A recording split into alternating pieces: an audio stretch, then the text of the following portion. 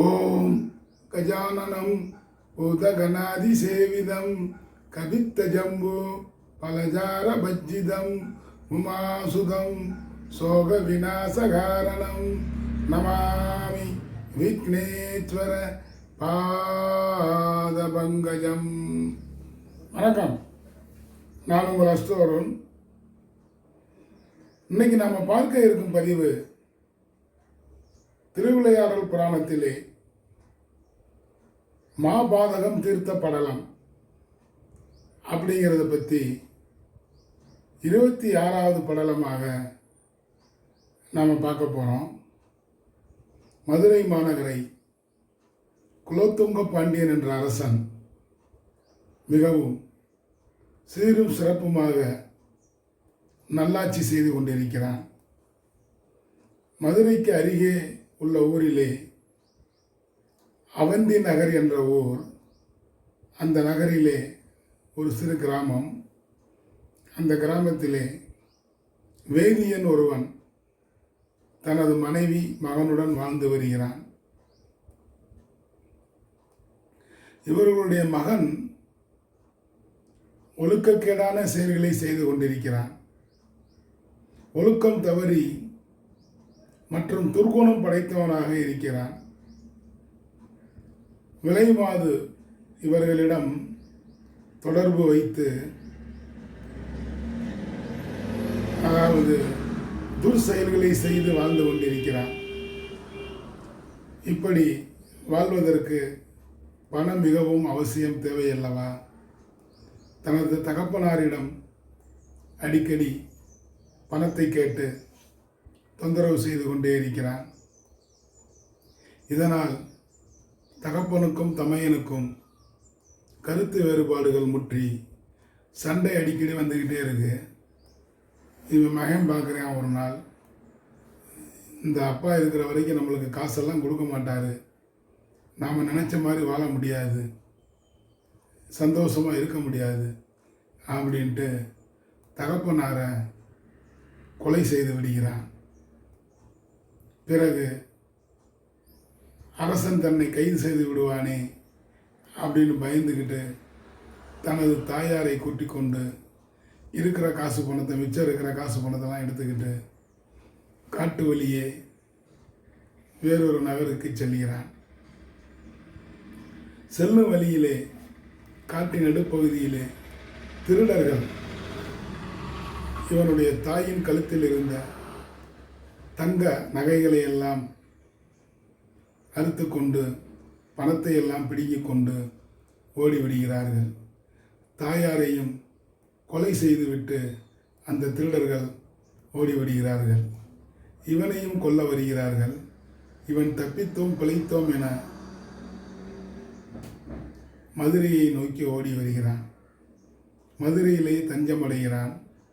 வேலை வேணுமே, வாழ்க்கை நடத்தணும், சாப்பிடணும், வயிறுன்னு ஒன்று இருக்குது. அப்போ வேலை பார்க்கணும். வேலை யார் கொடுப்பா? வேலை கிடைக்கல. மதுரை மாநகரிலே யாசகம் எடுத்து, அதாவது பிச்சை எடுத்து தனது வயிற்றை கழுவி கொண்டிருக்கிறான். அப்போ தான் அவனுக்கு புரியுது, நமக்கு தாயும் இல்லை, தகப்பனாரும் இல்லை, மிகப்பெரிய பாதகச் செயலெல்லாம் செய்துவிட்டு நாம் இப்போ இருக்கோம், நாம் அனாதையாக இருக்கிறோம் அப்படின்ட்டு இவனுக்கு இவன் மேலேயே ஒரு வெறுப்பு உண்டாகிறது. காலங்கள் செல்கின்றன. ஒரு நாள் மதுரை மீனாட்சி அம்மன் கோவில் வாசலிலே நின்று அழுது புலம்புகிறான். எப்படி? இறைவா, எனக்கு கேடுகட்ட புத்தியை கொடுத்து விலை மாது, மது, மாது, சூது என்றெல்லாம் இருந்து விட்டேன். இப்போ எனக்கு தாயும் இல்லை, தகப்பனாரும் இல்லை, நான் அனாதையாக இருக்கிறேன், பிச்சை எடுத்து தான் வாழ்க்கையை ஓட்டுறேன், வாழ்க்கையே வெறுத்து போச்சு, என்ன செய்வது அப்படின்னு புலம்பிக்கிட்டு இருக்கான். அப்போ சிவனும் பார்வதியும் வேடுவன் வடிவத்தில், அதாவது வேடுவனாகவும் வேடுச்சியாகவும் கோவில் அருகே நின்று கொண்டு இவன் பேசுகிறதெல்லாம் கேட்டுக்கிட்டே இருக்கிறான். இதோ பார் தேவி, இந்த இளைஞன் மகாபாதக செயலை செய்து இந்த நிலைக்கு வந்திருக்கிறான். கல் குடிப்பவனும் விலை மாதுவிடம் சென்றவனும் சிற்றின்பம் அனுபவிப்பவனும் அனுபவிப்பதும் மிகப்பெரிய செயலாகும், தவறான செயலாகும். முறையில்லாத சிற்றின்பம் கொலை பாதகத்தில் தான் முடியும் அப்படின்னு இறைவன், வேடனாக இருக்கும் இறைவன், வேடுவிச்சியாக இருக்கும் இறைவனிடம் சொல்கிறார். இது பார்த்திங்கன்னா நம்ம புராண கதைகள் நிறைய சொல்லுதுங்க, கதைகள் நல்லா சொல்லியிருக்கு. கண்ணன், கோவலன், மாதவி கதையை கூட நம்ம பார்த்துருப்போம். கோவலனின் தந்தை அரசனுக்கு நிகராக செல்வங்களை படைத்திருப்பவன், அரசனுக்கு நிகராக வாழ்ந்து கொண்டிருந்தான். தனது மகனை கோவலனை சீரும் சிறப்புமாகத்தான் வளர்ந்தான். கண்ணகி என்ற பெண்ணுக்கு கட்டி வச்சாங்க, முறையாகத்தான் வாழ்ந்துக்கிட்டு இருந்தான். ஆனால் மாதவி என்ற பெண் கோவலனின் வாழ்க்கையில் குறுக்கே வந்து அவனை மயக்கி அங்கே போயிட்டான். மாதவி வீட்டுக்கு போய் அவளிடம் குடும்பம் நடத்துகிறான். குடும்பம் நடத்தும் பொழுது இங்கே மாதவிக்கு கண்ணகிட்ட இருந்து நகை, பணம், ஆபரணங்கள் எல்லாத்தையும் வாங்கி வாங்கி கொடுக்குறான். கடைசியில் எல்லாமே தீர்ந்து போயிடுது. ஒரே ஒரு 2 சிலம்பு மட்டும் இருக்குது. மதுரைக்கு வருகிறார்கள் பொழப்பை தேடி. பூம்புகாரிலிருந்து மதுரைக்கு வந்து அப்புறம் அந்த சிலம்பு கதையெல்லாம் அவங்களுக்கு தெரியும். அவன் அரசன் தவறான ஒரு தீர்ப்பை சொல்லி மாறுகால்லாம் வாங்குகிறான். இது கோவலன், கண்ணகி, மாதவி கதையை நம்மளுக்கு என்ன தெரிவிக்கிறதுன்னா, முறையான வாழ்க்கை நடத்த வேண்டும். முறையற்ற வாழ்க்கை நடத்தினால் அது மகாபாதக செயல்தான். அதே மாதிரி இந்த இளைஞனும் மாபாதக செயலை செய்திருக்கிறான் அப்படின்ட்டு இறைவியிடம், பார்வதியிடம் சொல்லிக்கிட்டே வர்றார். இறைவன் அந்த இளைஞனிடம் பார்த்து கேட்குறார். அப்பா, ஒன்றும் தெரியாத மாதிரி கேட்குறார் இறைவன். சொக்கநாதர், அப்பா, நீ செய்யும் செயல்தான் என்ன? ஏன் இப்படி உடல்நலம் பாதித்து பிச்சை எடுத்துக்கிட்டு இருக்க? ஏன் இந்த நிலைக்கு வந்திருக்க அப்படின்னு கேட்டதுக்கு, ஐயா, நான் மிகவும் பாவி, செய்யக்கூடாத செயல்களை எல்லாம் செய்து நான் இப்போ இந்த நிலைக்கு ஆளாகியிருக்கேன். எனது தகப்பனாரை கொன்று விட்டேன். பிரம்மகத்தி தோஷம் என்னை பிடித்து விட்டது. தாயாரையும் திருடர்கள் கொண்டு விட்டார்கள். இருக்கிற நகை பணத்தையெல்லாம் பிடிக்கிட்டு போயிட்டாங்க. இப்போ நான் நிற்கதியாக நின்று கொண்டிருக்கிறேன்.